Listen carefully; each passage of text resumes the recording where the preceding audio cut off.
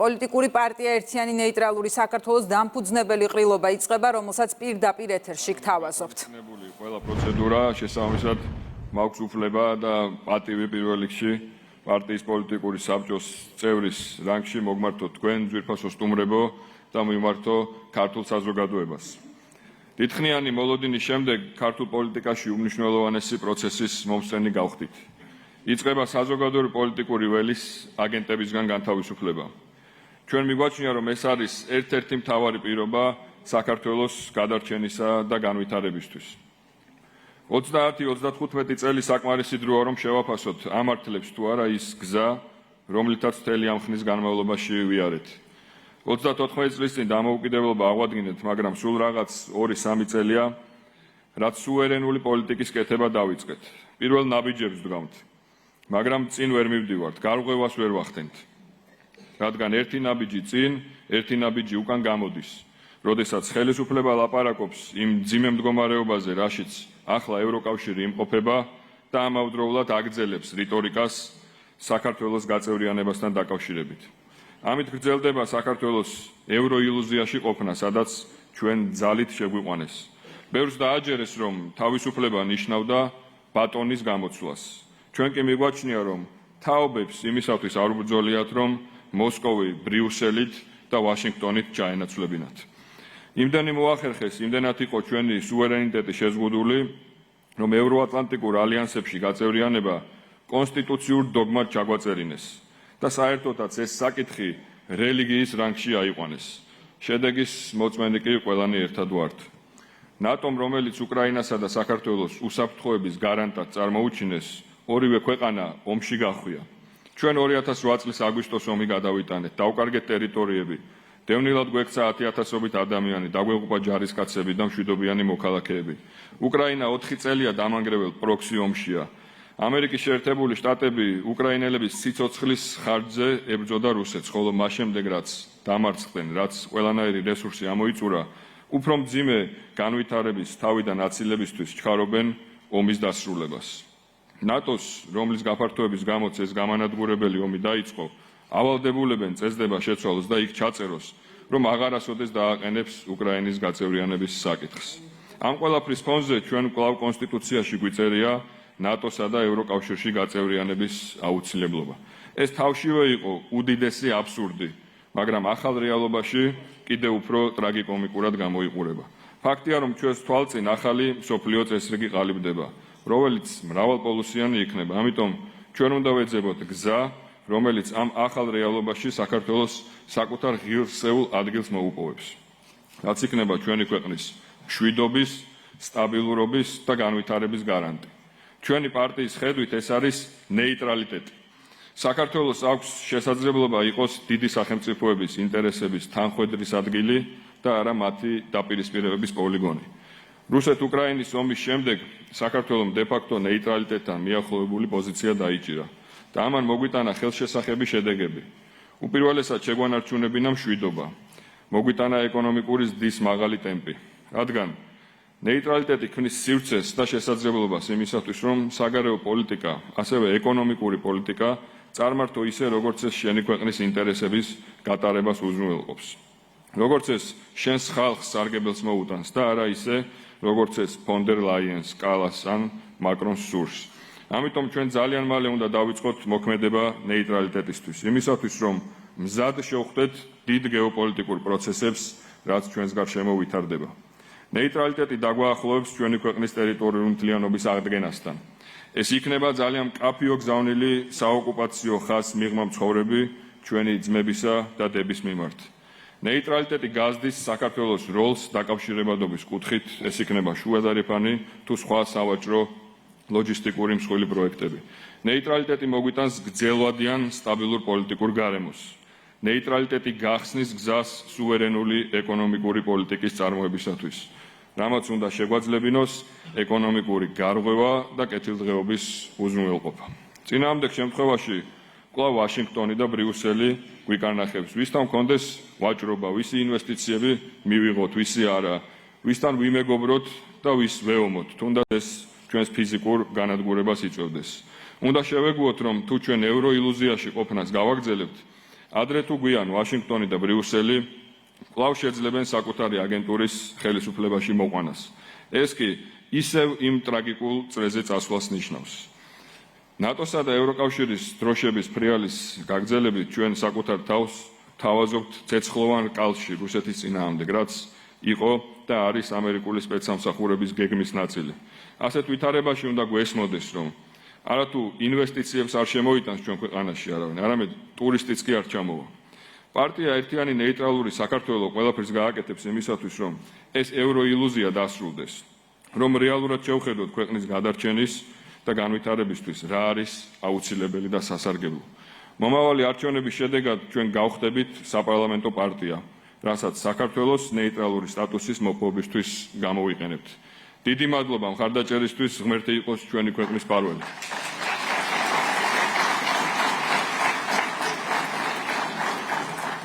როგორც იცით, ყრილობის პირველ ნაწილში ავირჩიეთ პარტიის პოლიტიკური საბჭოს შემადგენლობა და მინდა სიტყვა გადავცე პოლიტიკური საბჭოს წევრს, პარტიის პოლიტიკურ და საერთაშორისო მდივანს, ღირსეულ ადამიანს, დამოუკიდებლობის აქცია ხელმომწერ ბიძინა გიორგობიანს.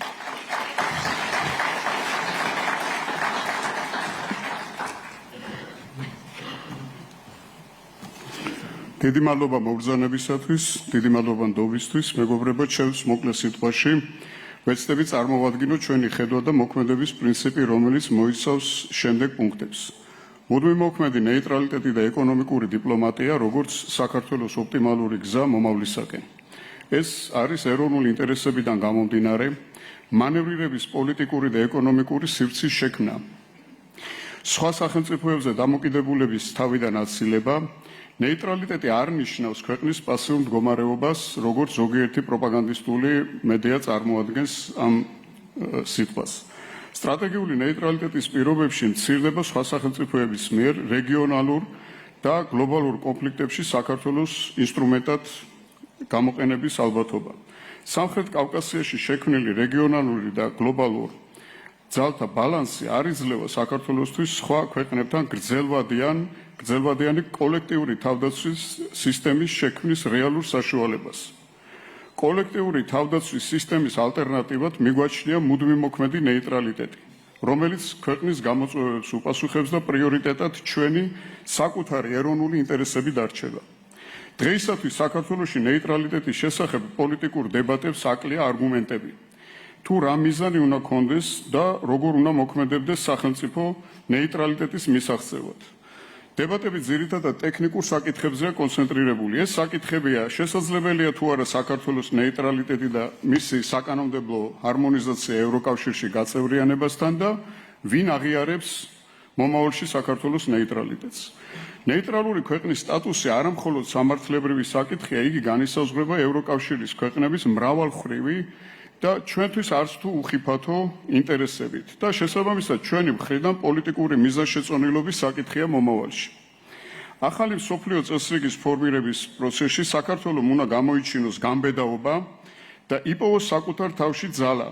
ახალ რეალობაში იმოქმედოს გეოპოლიტიკურ ბლოკებში კუთვნილების მიღმა, როგორც ახლად ფორმირებულ გლობალურ და რეგიონალურ ცენტრებს შორის ურთიერთობებში შუამავალმა სუვერენულმა ძალამ.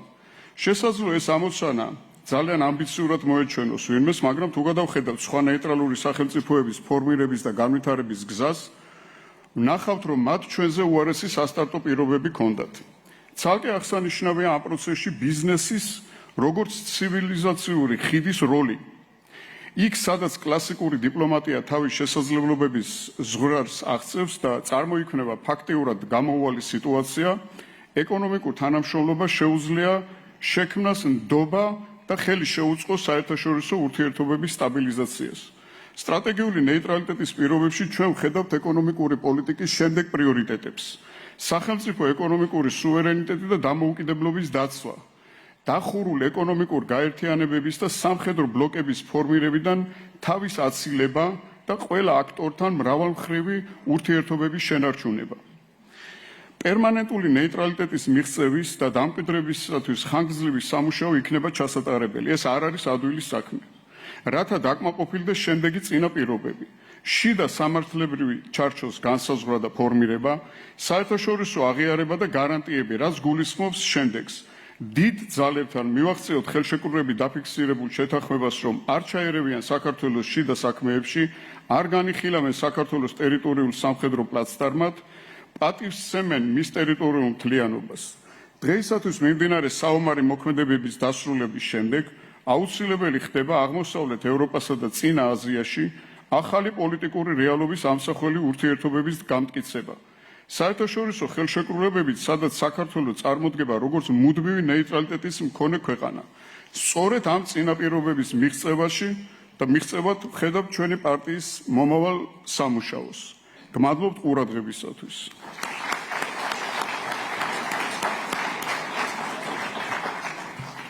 დიდი მადლობა ბატონო ბიძინა. ახლა მინდა უთხოვო პოლიტიკური საბჭოს კიდევ ერთ წევრს, დადარიგის პოლკოვნიკ შრომის ვეტერანს, ღირსეულ პიროვნებას ლევან ნიკოლეიშვილს.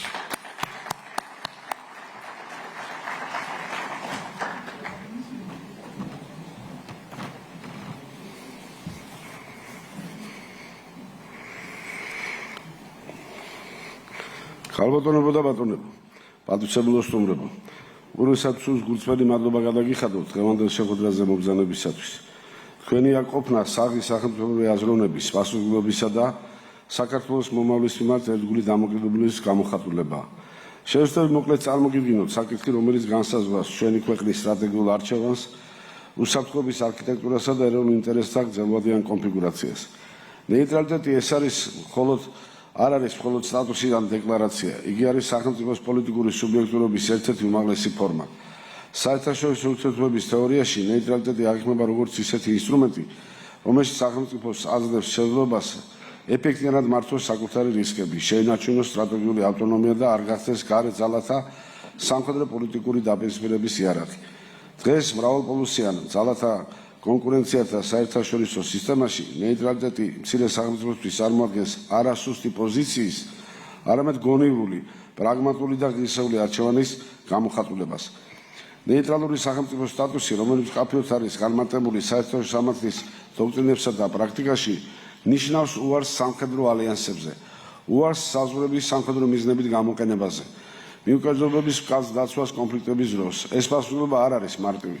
იგი მოითხოვს სისტემური სტრატეგიულ აზროვნებას, სახელმწიფო ინსტიტუტების მაღალ ეფექტიანობას და პოლიტიკურ კულტურას, რომელიც ქვეყნის ღირსებას კი არ ასუსტებს, პირიქით განამტკიცებს. ჩვენი ხედვა ეფუძნება არა მხოლოდ საერთაშორისო გამოცდილებას, არამედ ჩვენ ისტორიულ ჭრილობებსაც.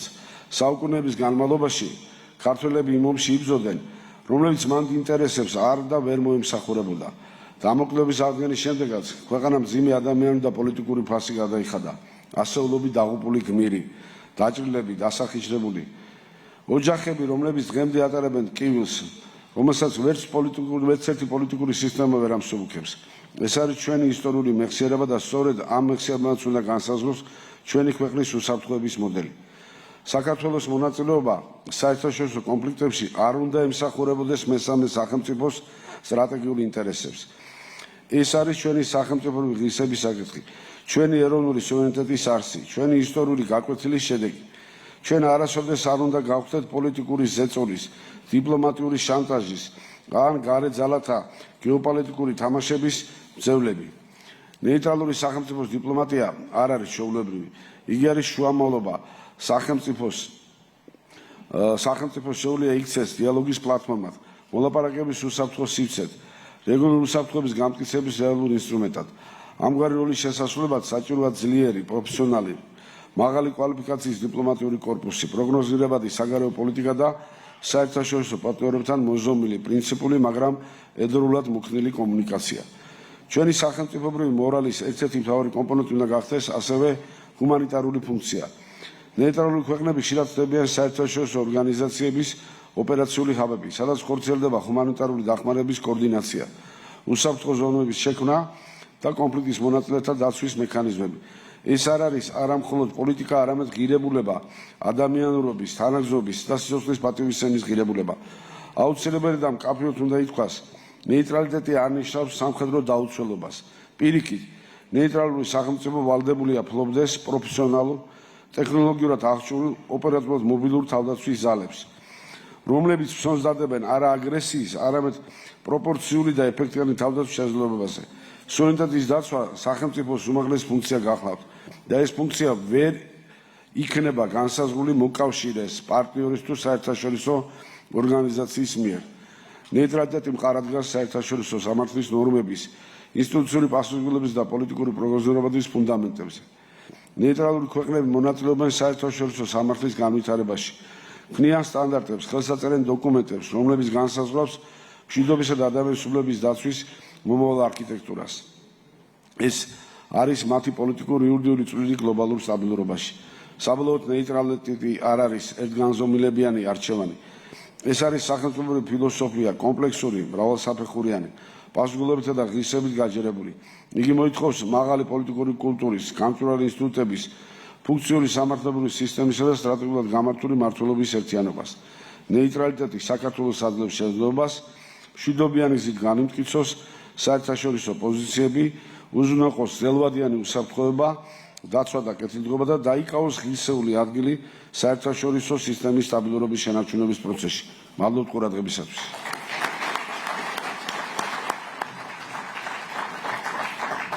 დიდი მადლობა ბატონებო. ნეიტრალიტეტის შესახებ ამომჭურავი ინფორმაციისთვის.